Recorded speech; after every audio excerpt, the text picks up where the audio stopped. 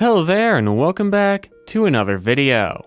Now, we all know that PC gaming can be a really expensive thing. Even with something like this used RTX 3070, which is actually a really good deal right now, considering you can get one for about $230, it's still not hard to end up spending several $100s on a whole computer just to play some games. Most of the time too, the single most expensive component of a computer is the graphics card. So today, I want to explore two budget options for graphics cards that I hope might be able to offer a completely serviceable gaming experience for a very low price. So let's get ourselves acquainted with the first of the two used graphics cards that I've bought for today's video, the NVIDIA Quadro K4200. This single slot, full height workstation card from NVIDIA's Kepler architecture was launched in 2014. It's got 4GB of GDDR5 VRAM, and at least according to Tech PowerUp, it should perform roughly as well as a GTX 950. This is by no means an exceptional amount of theoretical performance, but it should be sufficient for some esports titles as well as some other lighter games. And did I mention, all of this can be had for $35 on eBay every day of the week, and probably goes as low as $25 with just a few days of deal hunting. So let's see what this skinny little graphics card can do. Before I can talk about the tests that I ran and the results from said tests though, I should talk about my decision-making process when it comes to the testbed system that I'm using for this video. As opposed to a lot of other content creators who have tested this exact card in computers with more modern hardware, I've gone a different route, which manifests in that I'll be using this card in an Optiplex 7010 with a Core i7-3770 in it. The point of testing these cards in this system is to demonstrate their capabilities in the kind of computer that someone shopping in this price range would likely have to put these cards into. Are there driver overhead issues? Are these games getting unreasonably CPU heavy? Or are there any other weird interactions between this card and the rest of the system? Well, we'll find out here, and we'll find out how they affect the performance this card offers by using this platform. Now, all of this is not to say that there's anything wrong with testing these cards while using something like an i5-12400 or even something like a 7800 X3D for the sake of alleviating those CPU limitations. I just think that to represent a more realistic scenario, something like a 3rd or 4th gen Core i7 is the right choice. In any case, the other specs of this system are that it's got 32GB of DDR3 1600MHz RAM, a 128GB SATA SSD with the games being on an external USB 3.0 SSD, and I've installed a 450W power supply due to this card requiring a 6-pin PCI Express power cable. Also, a quick note, I did repaste and repad this graphics card before putting it into this system. Replacing the thermal pads isn't really necessary. However, I think that when buying any older card like this, replacing the thermal paste is not an unreasonable amount of maintenance to expect the buyer to do before installing the card. So now let's get into the software setup for these tests. I'll be running Windows 11 for these tests, even though it's not officially supported on this hardware. I will be bodging it on due to Windows 10 having possibly already lost support by the time this video comes out, depending on how long the editing takes. I will not be running any version of Linux due to the standard reasons that a lot of people don't choose to run Linux, combined with the fact that some anti-cheats and games still don't support Linux as well as they should. As for the games I'll be running, to represent lighter and esports titles, I've selected Minecraft Java, Fortnite, Valorant, and Counter-Strike 2. Then, to represent an oldie but a goodie, a category that I expect this card's performance will be perfect for, I've gone with the anniversary edition of Halo Combat Evolved from the Master Chief Collection. After that, I'll be testing Scrap Mechanic because this is a game that I used to really want to play several years ago, but I couldn't afford a computer that could run it well. So I'm curious as to whether younger me would have been happy with this card or not. Finally, as a semi-recent AAA title, just for the sake of trying it as a reference, I've gone with Forza Horizon 5. Oh, and there's also 3D Mark Time Spy for the one synthetic benchmark, just to have some direct numbers that we can compare the two cards off of. Starting with Minecraft, I've tested it in 3 different ways, starting with regular vanilla Minecraft 1.21.9. I'm running all of the benchmarks today in 1080p, and here I'm using the default graphics settings with a 12-chunk simulation distance and a 16-chunk render distance. Here the K4200 managed an average frame rate of 170.9 FPS, with 1% lows of 23.2 and 0.1% lows of 4.9. The average is incredible, with tons of headroom to even crank the render distance higher.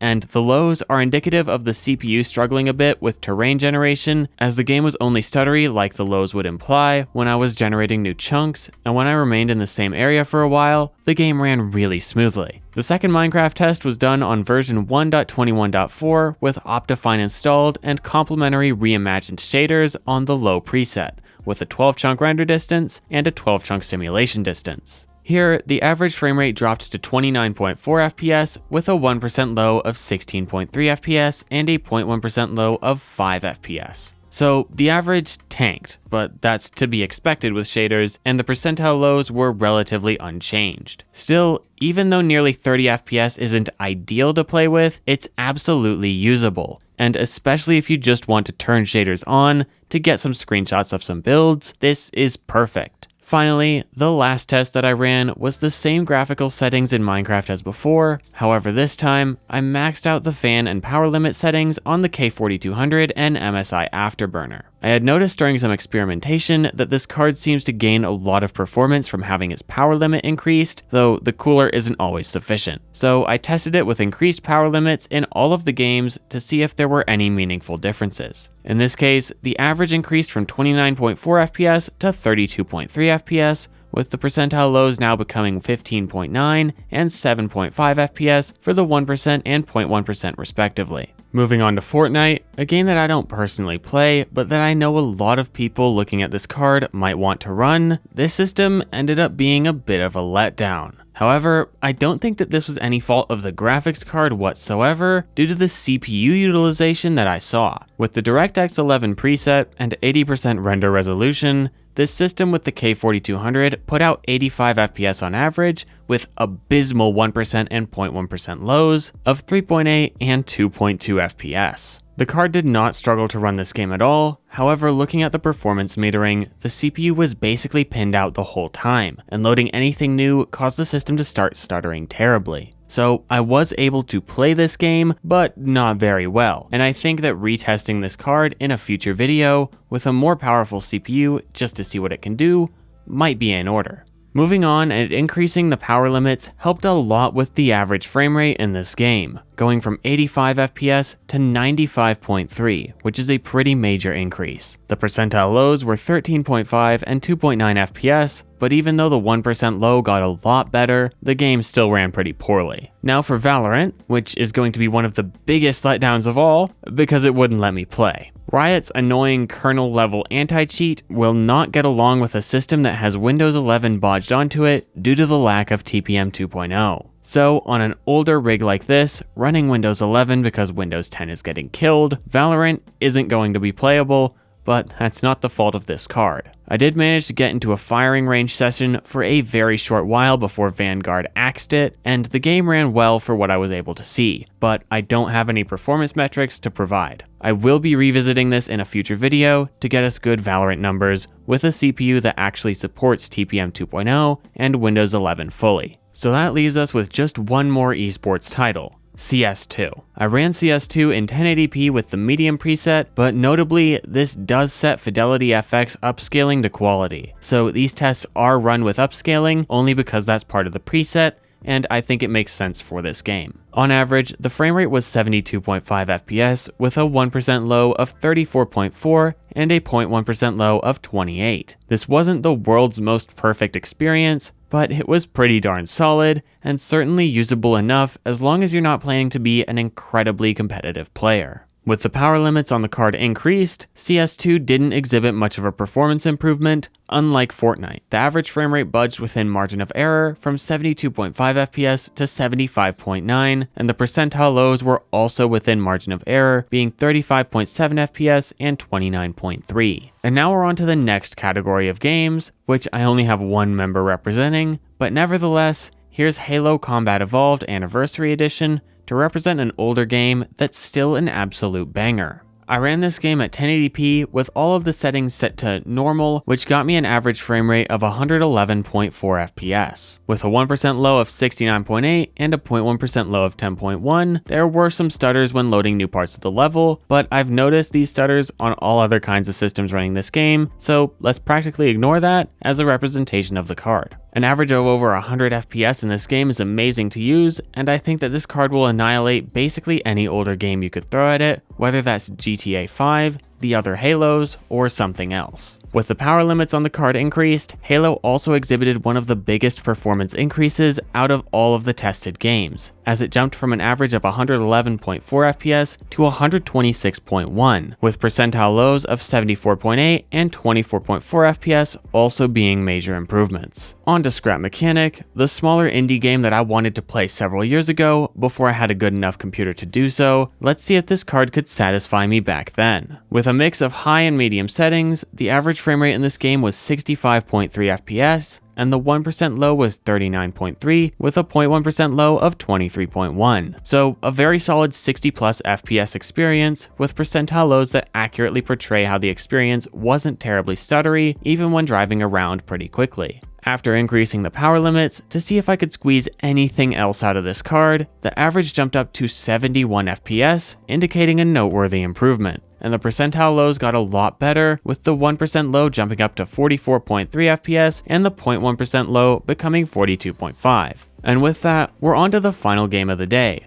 Forza Horizon 5. I don't expect this game to be a good experience on this card, but I could be surprised. I'm only including this game to set a rough idea of what to expect if a AAA game is run on this card, though this is definitely outside of what this card should be expected to perform well at. And, well, my expectations were definitely met. Forza gave me a GPU driver warning, which I ignored, and the game crashed very shortly after. I could not get this game to launch, and while I could choose a different AAA title to test knowing that this one doesn't work, I think that this is actually a really good testament to the fact that this card isn't cut out for these games. Due to its age and driver support, or lack thereof, a lot of high-end, modern games aren't going to go over well. The last thing to cover before I get on to the next card that I picked out for today's video is the 3D Mark Time Spy score that I got for this card. This test resulted in a GPU score of 1488 with a CPU score of 3561, resulting in the overall system score of 1630.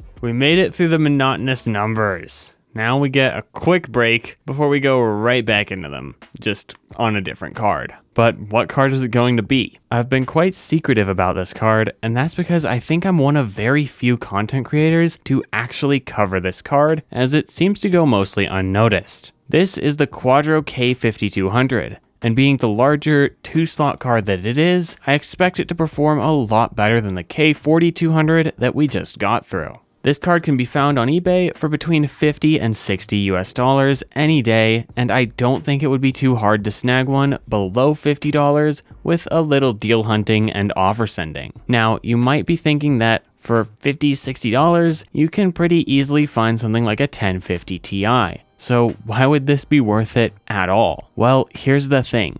This card, again according to Tech Power Up, should perform just a little bit better than a 1050 Ti, and furthermore, this card has 8GB of GDDR5 VRAM, whereas the 1050 Ti only has 4. Having supposedly the same performance and double the VRAM is, in my opinion, very attractive. And I can certainly see this helping out a lot with some more modern games, so I'll be interested to see how it manages to affect performance. The only two downsides that exist with this card over the 1050 Ti are the size and power requirements, as this card doesn't quite fit in my Optiplex 7010 anymore, and it also requires that same 6-pin power connector that the K4200 does. Whereas it's easy to get a 1050 Ti that doesn't require any external power, and they even make low profile ones. But in any case, let's get into the benchmarks, and I'm going to start with the 3D Mark Time Spy numbers right off the bat this time, so that we can compare them to the K4200 numbers that we just got a moment ago. In 3D Mark Time Spy, this system with the K5200 scored 2,021 points for its graphics score and 3,687 points for the CPU score, creating an overall score for this system of 2,167 points, much higher than the K4200's numbers. Now though, it's time to see how this performance delta affects the system's performance in some actual games. Let's fire up the same suite of games as I did for the K4200 and see what the performance improvement really is. In Minecraft 1.21.9, with the same 12 chunk simulation distance and 16 chunk render distance as with the K4200, the K5200 managed an average frame rate of 171.4 FPS, practically no different than the performance of the K4200. The percentile lows were also very similar, with a 1% low of 26.4 FPS and a 0.1% low of 18.5. It's likely that this strange 170 FPS ceiling that we're seeing is actually a CPU limitation with the i7-3770. Putting shaders on, however, brings out a much more noteworthy difference between the two cards. In 1.21.4 with complementary reimagined shaders, running in Optifine with that 12 chunk render and simulation distance, the K5200 put out an average of 51.8 FPS with a 1% low of 19.1 FPS and a 0.1% low of 8.9. Compared to the K4200's average frame rate, which was just below 30, this frame rate is actually in the realm of being comfortable to play on all the time, as opposed to just being usable for throwing shaders on occasionally to take screenshots.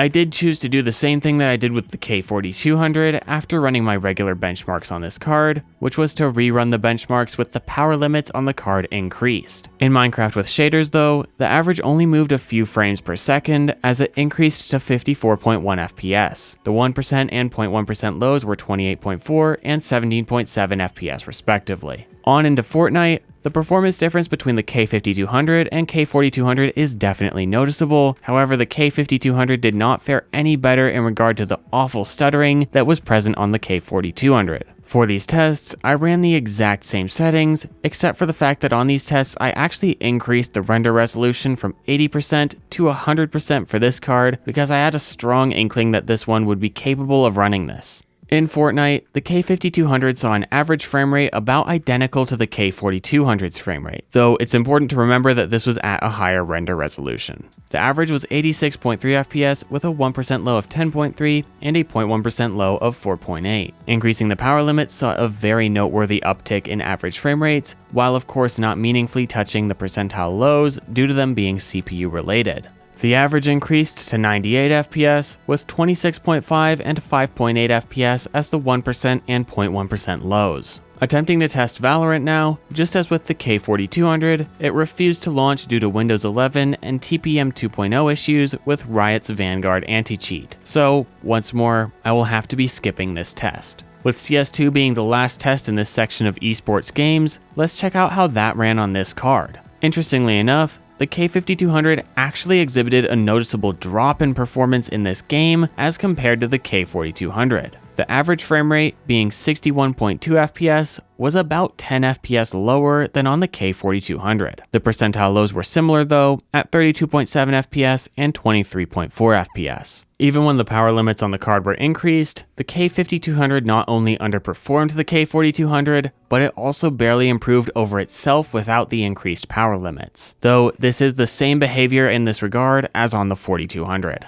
Here, the average was 63 FPS with a 1% low of 32.6 and a 0.1% low of 25.2. Moving on into Halo Combat Evolved Anniversary Edition, this card demonstrated a pretty large performance improvement over the K4200, with an average frame rate of 150.1 FPS and a 1% low of 73.1 and a 0.1% low of 6.7. With the power limits increased, the performance in Halo only saw an improvement in the 0.1% lows. The average was 150.3 FPS, the 1% low was 73.9, but the 0.1% low jumped up to 24.3, indicating a much smoother experience, and those longer, harder stutters were definitely a lot less problematic with the overclock. With Scrap Mechanic, the K5200 managed an average frame rate of 96.4 FPS with percentile lows of 56.9 and 41. Once the power limits were increased on the card though, the performance got even more outstanding in this game, with the average frame rate becoming 103.2 FPS with percentile lows of 65.6 and 45.3. With Forza Horizon 5, just like on the K4200, the game refused to launch. Well,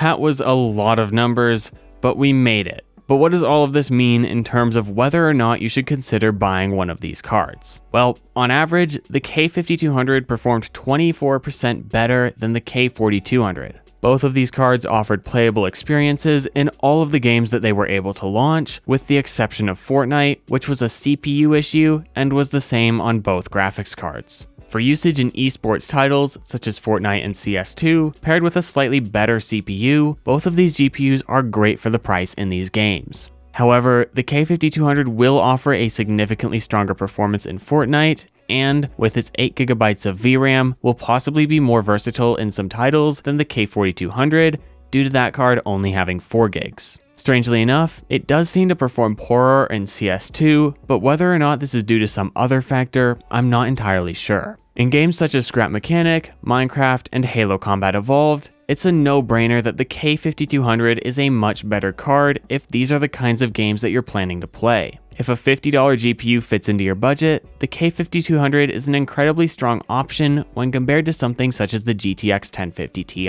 However, there is a significant chance that it will fall short when compared to something like a GTX 980, which I might just have to test here in a future video if anyone's interested. While the K5200 was a much stronger performer in these games, I do want to take a moment to talk about the K4200, which I think is kind of the star of this video. And that's because it's only $30. This card offered a more than playable experience in all of these games, and for $30, throwing one of these into an old Optiplex, like I've done here, can make a great gaming capable system. The only remaining point to make with these cards is that because of their age and therefore driver support, they aren't going to be able to run every game anymore. A lot of modern games are going to very likely completely reject these cards, which is a big bummer, but there's sadly nothing we can do about it, so that's just something that has to be kept in mind when shopping for such an old card. So yeah, if you're looking for a super cheap GPU, the K4200 is a great option. And if you've got a little more to spend, the K5200 is not a bad option either, especially considering its 8GB of VRAM. Though for $50, or at least around $50, there might be some stronger options out there, like the 980 or even an AMD RX 580. Well, that's all that I have for you in this video. I hope that you were able to at least enjoy it, and maybe even learn a thing or two. In any case, I hope to see you next time. Goodbye.